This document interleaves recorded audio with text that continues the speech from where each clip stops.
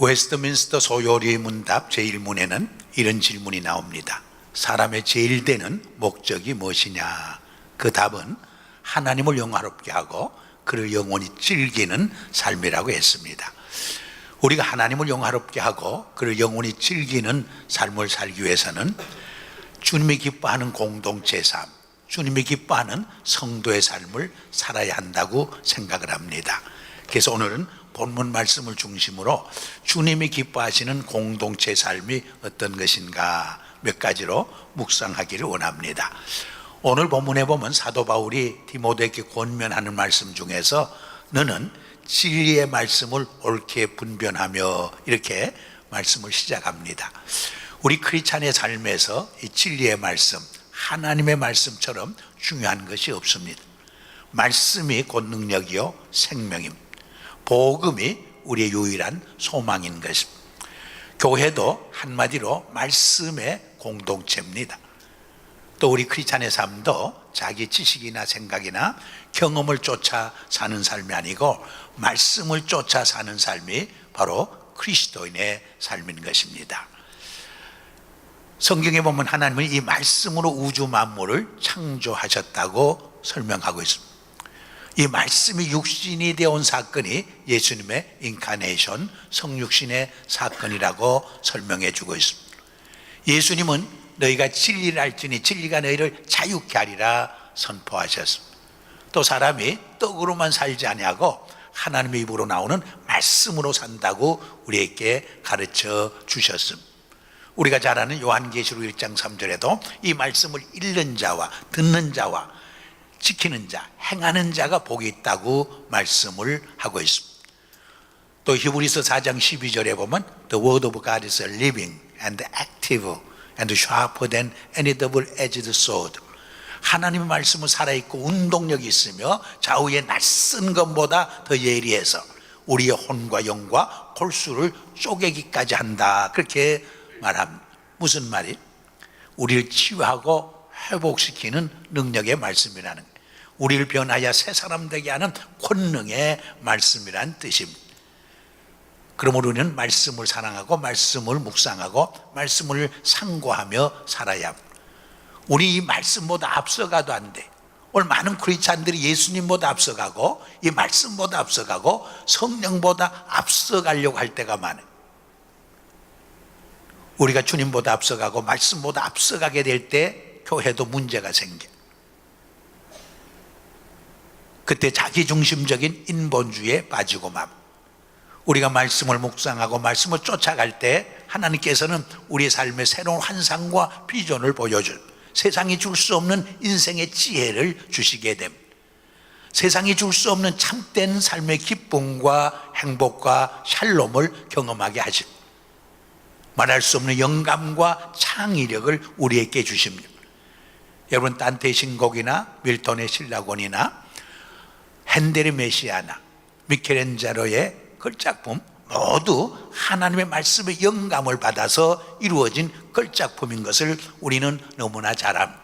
우리가 말씀을 깊이 묵상할 때 세상을 이기고 자기를 이기고 마귀의 유혹과 공격을 이길 수 있는 능력을 얻게 됩니다. 예수님도 광야에서 3가지 시험을 받았을 때 이 말씀으로 또 물리치시고 승리했던 것을 우리에게 보여주고 있지 않습니까? 물론 말씀대로 사는 것이 쉽지 않을 때도 있어요. 예를 들어 용서할 수 없는데 용서하라고 그래요. 사랑할 수 없는데 사랑하라고 그래요. 순종할 수 없는데 순종하라고 성경을 말씀해요. 그럼에도 불구하고 용서하고 사랑하고 순종할 때 놀라운 하나님의 능력을 체험하게 됩니다. 아브라함이 100세 얻은 이삭을 바치라고 할 때 순종할 수 없었어요. 인간적으로. 그럼에도 불구하고 순종했을 때 여호와 이레의 기적과 놀라운 축복을 체험했던 것을 우리는 기억하지 않습니까? 제가 잘 아는 남진성 목사라는 분이 있어요. 이분은 군목으로 제대하고 20년 전에 텍사스에 와서 청소년 사역을 했어요. 근데 여러분 청소년 사역이 어른 사역보다 더 힘듭니다. 잘 안 됐어요. 그 당시 유학의 붐이 불어서 중고등학생, 심지어 초등학생까지 유학을 왔어요. 그래서 한국의 문교부의 예산이 12조였는데 유학비로 쓰여지는 돈이 얼마나 되느냐, 8조가 넘어갔어요. 근데 미국이나 카나다나 호주나 뉴질랜드나 선진국에 온 아이들은 괜찮은데 이 필리핀이나 태국이나 후진국에 간 아이들은 공부도 제대로 안 하고 탈선해서 많은 사회적 문제를 일으켰어요.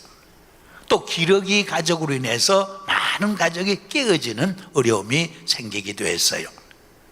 그래서 이분이 성경을 깊이 읽다가 묵상하다가 하나님이 주시는 비전을 얻게 돼요.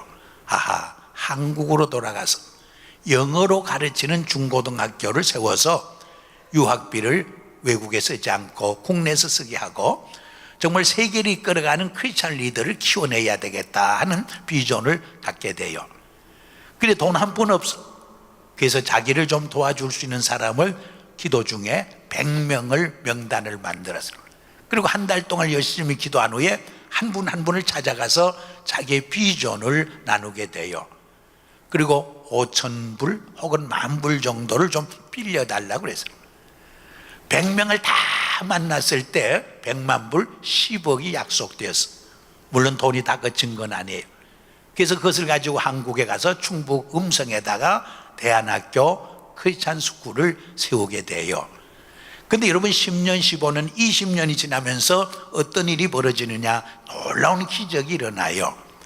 250억짜리 교사가 세워지고 학생이 1,몇백 명으로 늘게 되고 한 6, 7년 전에는 이 문경 지역에서 우리 커뮤니티에도 그런 학교가 필요하다고 해서 자기들이 돈을 내서 260억을 들여서 아주 훌륭하게 교사를 학교를 지어놨어요.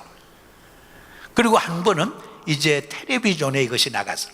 한국에서는 이게 대안학교니까 대학교를 가려면 검정고시를 쳐야 돼. 그러다 보니까 미국 우수한 대학에 이 아이들이 전부 와서 공부를 하는 거예요. 존 홉킨스나 코넬 대학이나 펜 대학이나 UC 버클리나 UCLA나 아주 우수한 대학에 입학을 해서 공부하는 거예요. 이것이 텔레비전에 한번 방영이 되었어요.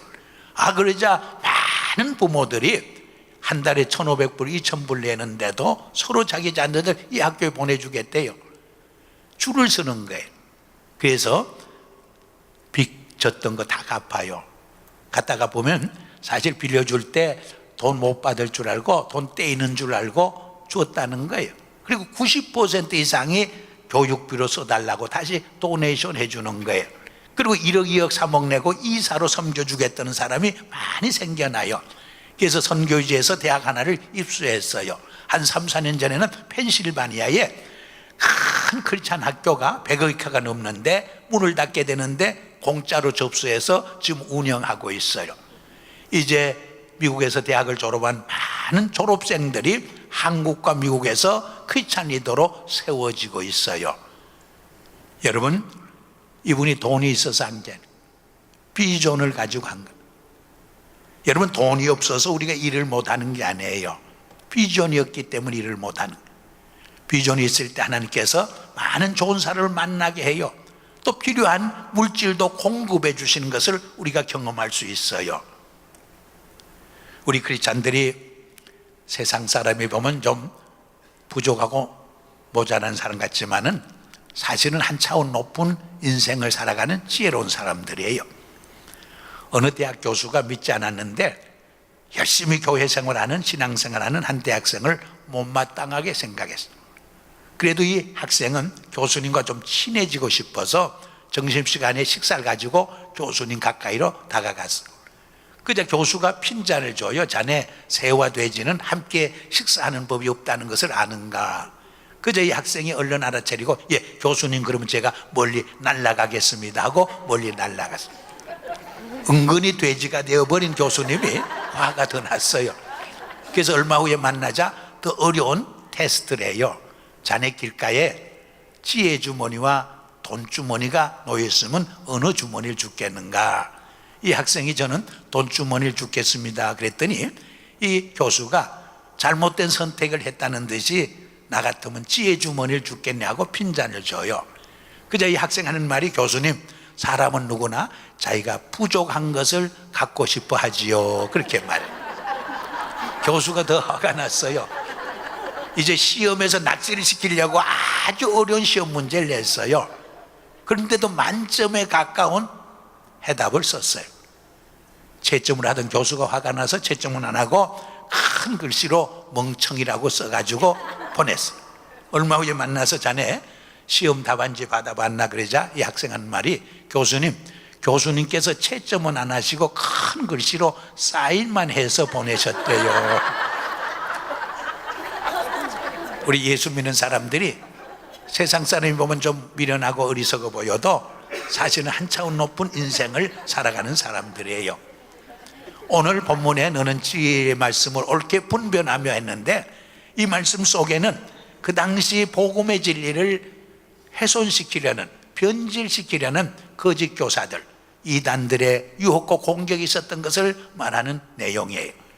그 당시뿐 아니라 지난 기독교 2000년 동안 이 기독교 복음의 진리를 훼손시키려는, 변질시키려는 많은 거짓 교사들, 이단들의 공격이 있었던 것을 우리는 이해하고 있습니다. 하나님의 은혜를 믿음으로 말미암아 구원받는다니까 너무나 심플해요. 단순해요. 그래서 인간의 노력과 공로와 업적을 자꾸 추구하려는 유혹을 받았어요. 이것이 율법주의의 이단들이. 두 번째는 신비주의의 유혹과 공격을 받았어요.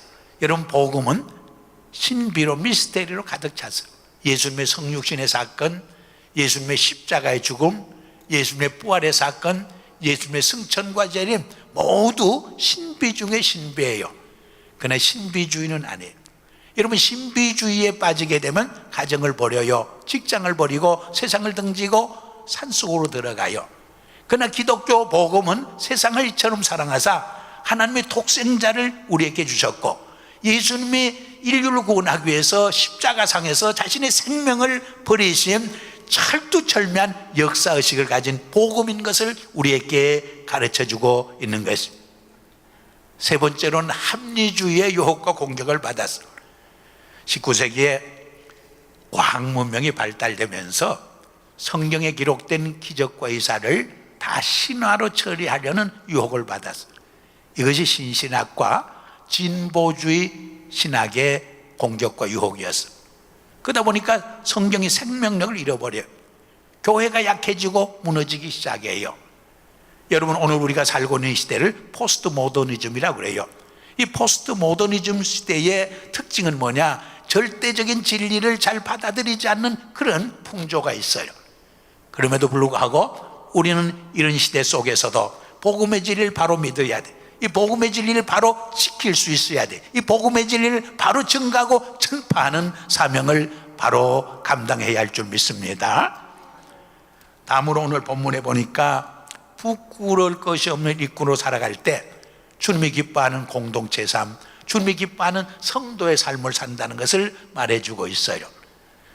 우리 한국의 크리스찬 신 윤동주는 하늘 아래 한 점 부끄러움 없는 삶을 살기를 원한다, 그렇게 읊어서 로마서 1장 16절에는 사도 바울이 내가 복음을 부끄러워하지 않으니 이 복음은 모든 믿는 자에게 구원을 주시는 하나님의 능력이 됨이라, 그렇게 고백을 해요.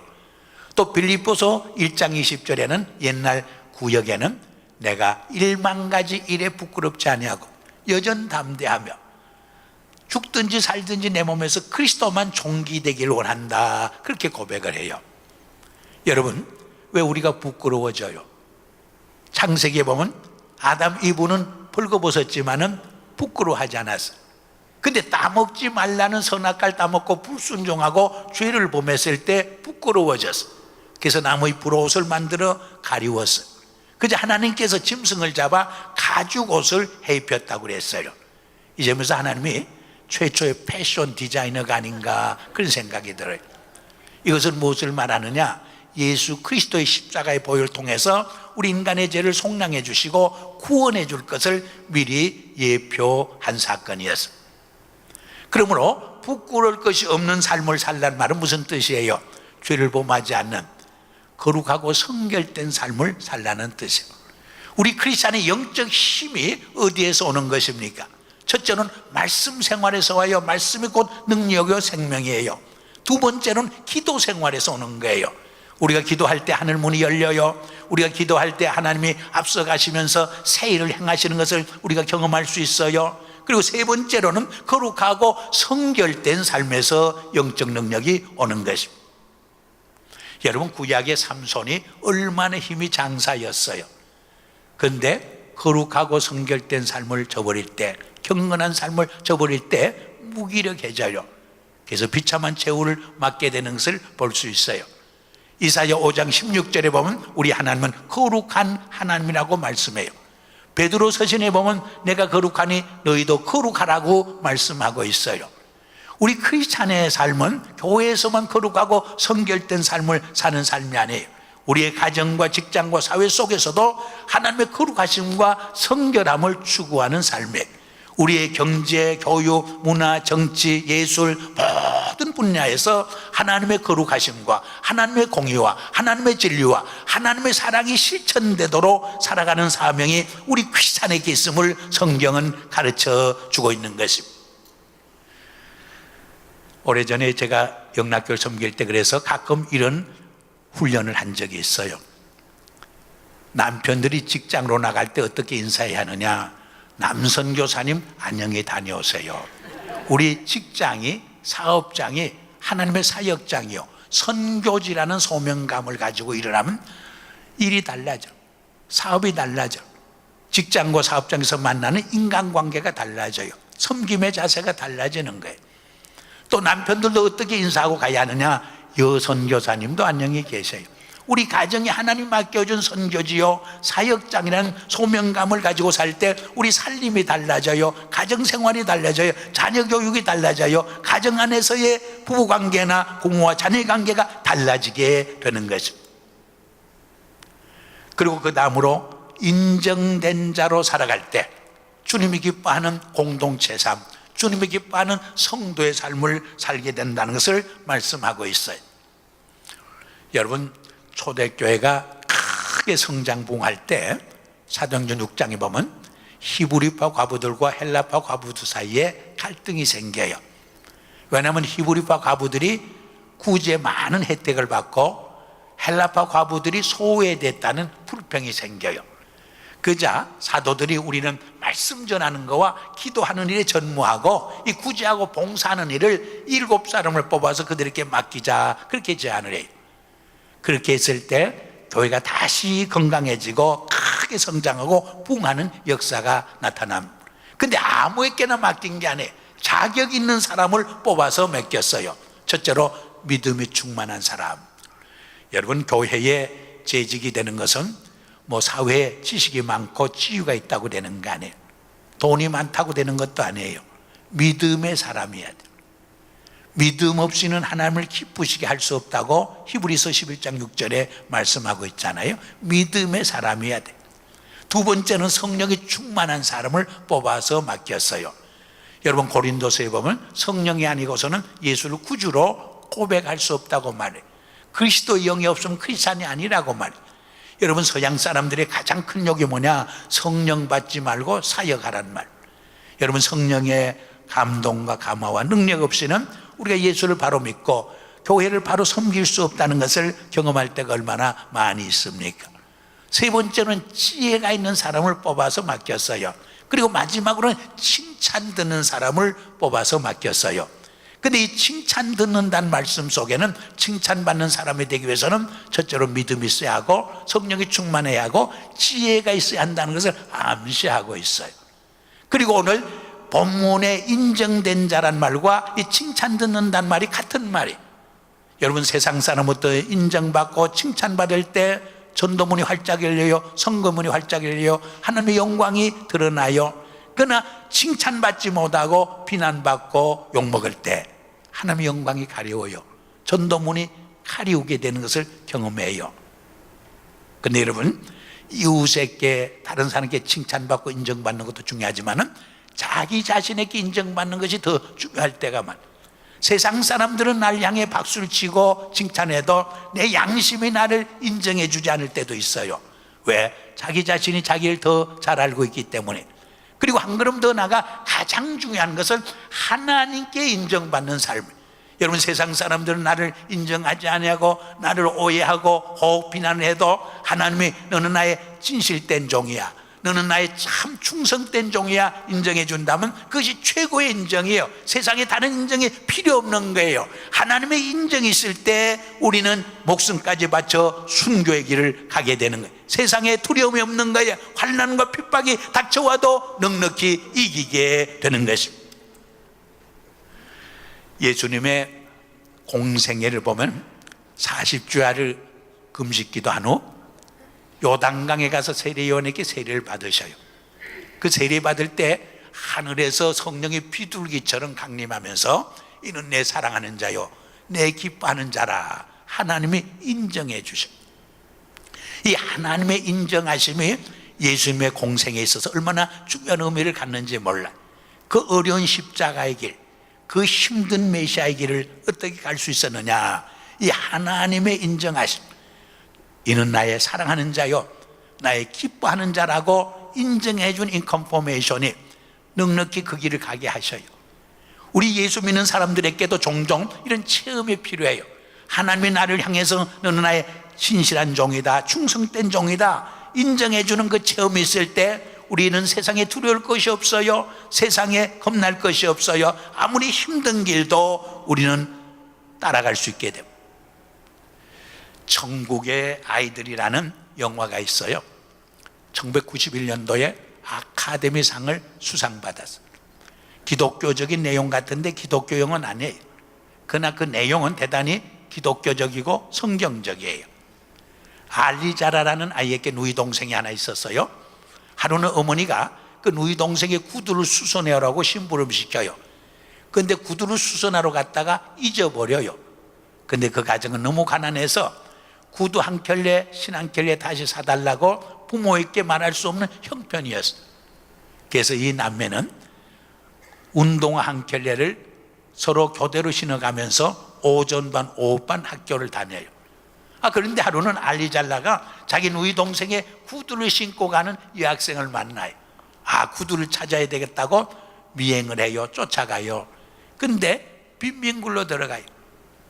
들어가 보니까 자기들 가정보다 더 비참하고 가난한 생을 살고 있어요. 부모는, 양부모는 병상에 누워서 신음하고 있어요. 그래서 그 신발을 포기해요.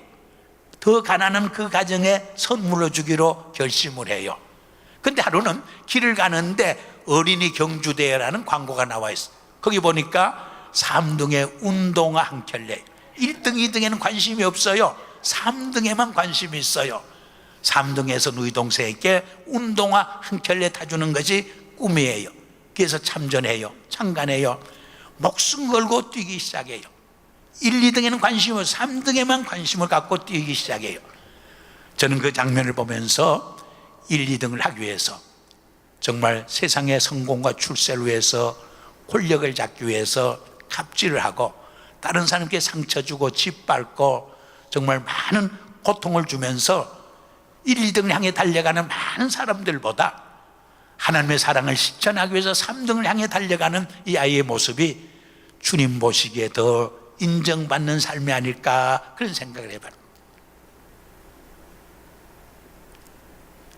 알링턴 국군묘지에 가보면 무명병사의 묘지에 이런 글이 써 있다고 해요. Unknown to man, but known to God. 사람들에게는 인정받지 못한 인생을 살고 갔어요. 무명의 인생을 살았어요. 그러나 하나님께는 인정받는 삶을 살고 갔다는 뜻이에요. 여러분, 우리 예수 믿는 크리스찬들은 세상 사람들에게 인정받는 것도 중요하지만 더 중요한 것은 하나님께 인정받는 삶이에요. 하나님 앞에 설 때 나의 충성된 종아, 진실된 종아, 내가 적은 일에 충성했으면 내가 많은 것으로 내게 갚으리니 내 주인의 즐거움에 참여할지어다. 하나님의 인정이 중요한 거예요. 우리가 천국에 가면 3번 놀란다, 그런 말이 있어요. 많은 크리스찬 리더들이 거기 안 보여서 놀란대. 거기 와 있어야 하는데 안 보여서 놀란. 두 번째로는 저 사람은 도저히 천국에 올 수 없는 사람을 생각했는데 천국에 와 있는 것을 보고 또 놀란대. 그리고 세 번째는 나 같은 죄인이 천국에 왔다는 것을 깨닫고 이게 꿈인가 생신인가 해서 또 한 번 놀란대.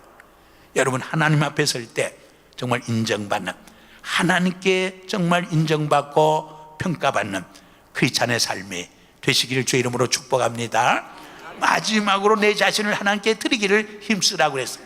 하나님 앞에 자신을 드리는 헌신의 사람들이 주님을 기쁘시게 하는 성도의 삶을 산다는 뜻입니다.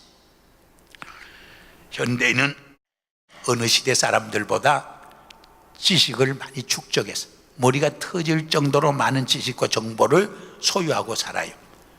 지식과 정보의 홍수 시대에 우리는 살아가고 있습니다.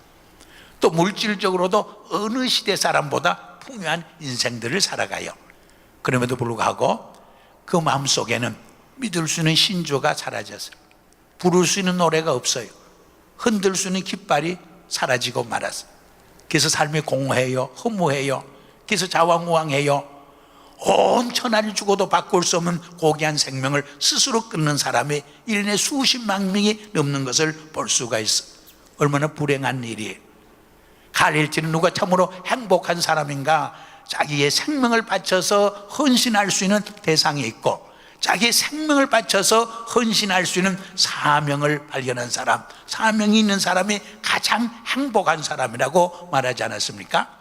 우리 크리스찬에게는 생명을 바쳐 섬길 수 있는 하나님이 계시고, 그 하나님과 주님이 우리에게 맡겨준 복음 증거에 사명이 있다는 것이 얼마나 큰 은혜요, 축복이요, 특권인지 알 수 없는 것입니다. 믿습니까? 이야기 안 하고 제 말을 끝내려고 합니다. 언더우드와 아펜셀러 하면 모르는 한국 크리스찬들이 없어요. 최초의 한국의 선교사들이기 때문에. 그러나 헨리 조셉 데이비스라는 선교사를 기억하는 분은 거의 없어요. 이분이 누구냐? 뉴질랜드에서 태어나요. 그리고 어려서 부모를 따라서 호주로 이민을 가요. 그런데 부모님이 일찍 세상을 떠나서 소년 가정으로 자기 많은 동생들을 돌보며 성장해요. 믿음이 독실해서 나중에 신학교에 가고, 나중에 목사가 되고 선교사로 헌신을 해서 한국에 나와요.